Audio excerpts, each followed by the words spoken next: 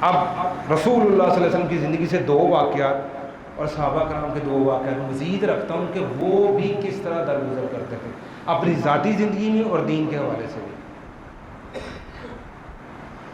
رسول اللہ صلی اللہ علیہ وسلم کی اپنی ذات کے حوالے سے ایک درگزر کا واقعہ، مختصر سا مفہوم اس کا آپ کے سامنے رکھتا ہوں، ٹائم تھوڑا ہے۔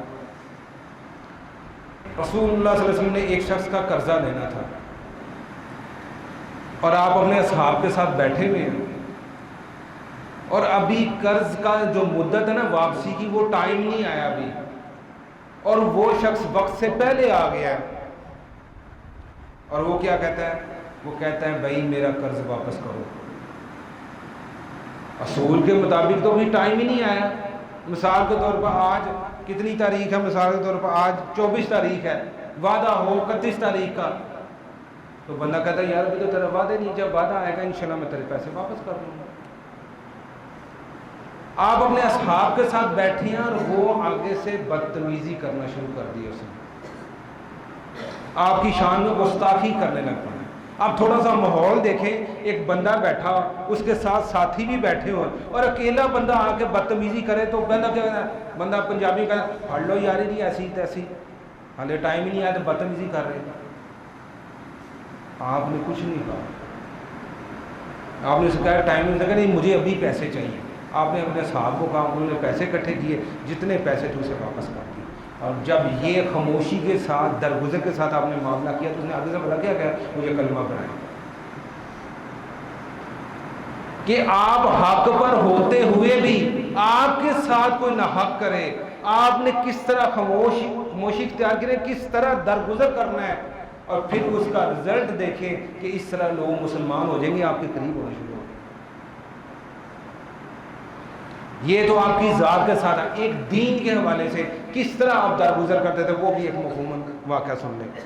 یہ بھی معروف واقعہ آپ نے سنا ہوگا کہ ایک اماں جی جو ہے نا وہ سامان اٹھائے شہر سے باہر جا رہی ہیں، سامان بڑا وزنی ہے، رسول اللہ صلی اللہ علیہ وسلم راستے میں ملے، آپ نے کہا اماں جی لیاؤ میں تارا سامان چکا جتھے نمتن چھڑ دیں۔ اب آپ نے اس بڑھیا کا سامان اٹھایا وہ بڑھیا ساتھ ساتھ چاہ رہی ہے، وہ کہتی ہے نوجوان تم بڑے مجھے اچھے لگتے ہو، تم نے میرا وزن یہ جو نا وزن اٹھایا ہوا ہے، تو ایسے میں تمہیں ایک نصیحت کرتی ہوں کہ مکہ میں نا ایک نوجوان آیا ہوا ہے، اور نعوذ باللہ ہم اپنی زبان میں اللہ تعالیٰ نے جو نا اپنی پناہ میں رکھے کہ اس نے گھر گھر میں فساد ڈال دیا ہے، بھائی کو بھائی سے لڑا دیا، بیٹی کو ماں سے لڑا دیا، تو تم اس نوجوان سے بچ جانا۔ اب سامان وہ بڑھیا کا اٹھایا ہے اور آپ کو پتا ہے کہ یہ میرے بارے میں بات کر رہی ہے اور آپ خاموش ہیں۔ جب اس بڑھیا کی منزل آ گئی جہاں پر اسے سامان پہنچنا تھا، سامان پہنچا دیا، تو آپ نے صرف یہی کہا کہ جس نوجوان کی آپ بات کر رہی ہیں وہ نوجوان میں ہی محمد ہوں۔ اس نے بڑھیا نے کہا کلمہ پڑھا۔ اس طرح رسول اللہ صلی اللہ علیہ وسلم درگزر کرتے تھے، اور اب یہ نہ کہ جی وہ کر سکتے، انہوں نے ہمیں کر کے دکھایا کہ تم نے بھی اس طرح کرنا ہے۔ یہ نہ خیال آ جائے کہ بھئی وہ تھے وہ تو کر سکتے تھے، ہمارے لیے تو نہیں ہے۔ ایک ایک ان کا عمل ہمارے لیے رہنمائی تھا، ہمیں سمجھانے کے لیے تھا کہ اس طرح تم نے اگر ناحق آ کر کوئی وقت سے پہلے قرضہ بھی مانگ لے تو درگزر کر کے اسے وقت سے پہلے ادا کر لینا، اور اس طرح اگر تم کسی کی مدد کرو اور آگے سے وہ تمہیں ہی کسی طریقے سے برا بلا کہ تو خاموش ہو جانا ہے، کسی وقت پا کر اسے بتانا ہے، انشاءاللہ وہ آپ کا خیر خواہ ہو جائے گا۔ اب صحابہ کرام کے دو واقعات آپ کے سامنے رکھتا ہوں۔ ایک محفل میں رسول اللہ صلی اللہ علیہ وسلم بیٹھے ہیں، حضرت ابوبکر صدیق رضی اللہ عنہ بیٹھے ہیں، کچھ اور صحابہ بیٹھے ہیں۔ حضرت ابوبکر صدیق رضی اللہ عنہ کسی صحابی سے کسی بات پر تلخ کلامی ہو گئی، اور وہ دوسرے جو صحابی ہیں انہوں نے حضرت ابوبکر صدیق رضی اللہ عنہ تھوڑی سی جو ایسی گفتگو کی جو نازیبہ تھی، تو حضرت ابوبکر صدیق رضی اللہ عنہ خاموش رہے، رسول اللہ صلی اللہ علیہ وسلم بیٹھے وہ بھی خاموش ہیں۔ وہ بات کرتا رہا پڑھتا رہا، ایسی کو گفتگو، ایک وقت آیا کہ حضرت ابوبکر صدیق رضی اللہ عنہ اس کا جواب دے دیا، تو رسول اللہ صلی اللہ علیہ وسلم وہاں سے اٹھ کر چلے گئے۔ تو پوچھا گیا ہے جی آپ اٹھ کر کیوں چلے گئے؟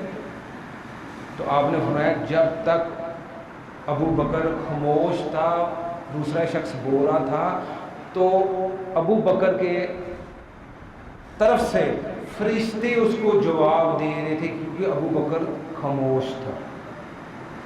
فرشتے جواب دے رہے تھے اس کے مقابلے میں. اور جب ابو بکر صدیق نے جواب دیا تو اب شیطان آ گیا, دوسری طرف سے جواب آ گیا. اب ان دونوں کے درمیان شیطان آ گیا, جہاں شیطان ہو وہاں پر میں نہیں بیٹھتا. تو ہمیں سبق کیا ہے, جب آپ کے ساتھ کوئی بدتمیزی کرے, کوئی معاملات ایسے کرے, جتنی دیر آپ خاموش رہیں گے فرشتے آپ کی جگہ اسے جواب دیتے ہیں. کتنی فضیلت کی بات ہے. اور جو ہی آپ نے جواب دیا بدلے میں تو پھر شیطان آ گیا, پھر آپ جانے اور وہ جانے فرشتے اپنا جواب دینا بند کر دیتے. یہ کبھی ہم نے دیکھا ہے کہ ہم خاموش ہو کر دیکھے تو صحیح فرشتے ہماری طرف سے جواب دے. اس حوالے سے آخری واقعہ صاحب کہ دو صحابہ کرام میں ایک کسی وجہ سے تلخ کلامی ہو گئی, کوئی درخت کا معاملہ تھا. ایک صحابی نے دوسری صحابی کے ساتھ کوئی ایسے غلط الفاظ استعمال کر لیے, اور جو ہی انہوں نے استعمال کیا انہیں پتہ چلا کہ یار میں نے زیادتی کی ہے, مجھے یہ الفاظ نہیں کہنے چاہیے تھے. فوراً سے پہلے انہوں نے کیا کہا, انہوں نے کہا جو الفاظ میں نے کہا تم بھی مجھے کہہ لو. کس وجہ سے کہ یار یہ دنیا کا معاملہ, اگر میری زبان سے کوئی غلط الفاظ نکلے ہیں تم بھی مجھے کہہ لو, یہاں پر حساب برابر ہو جائے, آگے جا کے معاملہ اس کا حساب کرنا بڑا مشکل ہے. اور رسول اللہ صلی اللہ علیہ وسلم کے پاس یہ کیس گیا, وہاں بھی یہی معاملہ سنایا گیا. وہاں پر بات سارا مختصر بات یہ ہے, اس میں جو ہمیں سمجھنے والی بات یہ ہے وہ یہ ہے کہ اتنا زیادہ وہ صحابہ کرام فکر مند ہوتے تھے کہ اگر کوئی غلطی سے منہ سے الفاظ نکل جاتے تھے, پہلے تو خاموش رہتے تھے, اگر نکل جاتے تھے تو فوراً اس کے ازالنے کی فکر پڑ جاتی تھی کہ یار یہاں رفع دفع کر لو, معافی تلافی کرا لو, جو میں نے تمہیں کہا تم مجھے کہہ لو تاکہ یہاں کا معاملہ یہاں پر ختم ہو جائے, آگے جا کے صاحب نہ دینا پڑے. تو یہ میں نے آپ کو چند واقعات مختصر تھوڑے تھوڑے وقفے میں سنائے ہیں کہ بیٹی کا معاملہ ہو تو قرآن سے ہماری رہنمائی ہے, ہم نے کیسے معاف کرنا ہے. بھائیوں کا معاملہ ہو کیسے معاف کرنا ہے. چچا تایا کا معاملہ ہو کیسے معاف کرنا ہے.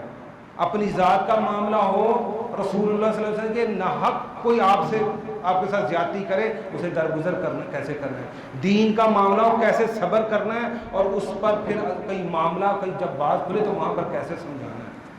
صحابہ کرام سے ہماری ان واقعہ سے ملتا ہے جب آپ کے ساتھ کوئی زیادتی کرے آپ خاموش ہوں گے تو فرشتے آپ کی طرف سے جواب دیں گے. اور اگر کوئی ایسا معاملہ آپ کی زبان سے نکل جائے فوراً سے پیسے معافی تلافی کروا لیں, اس معاملے کو آگے نہ چھوڑیں, آگے قیامت والے بھی جا کے سامنے دینا. اب ہم اپنی زندگی میں دیکھتے ہیں کہ ہم کیا کر رہے ہیں. یہ تو ہمیں قرآن سے, رسول اللہ علیہ وسلم کی سیرت سے, صحابہ کرام کے طرز عمل سے بات سمجھ آ گئی. اب ہم دیکھیں ہم کیا کر رہے ہیں اور ہم نے کیا کرنا ہے.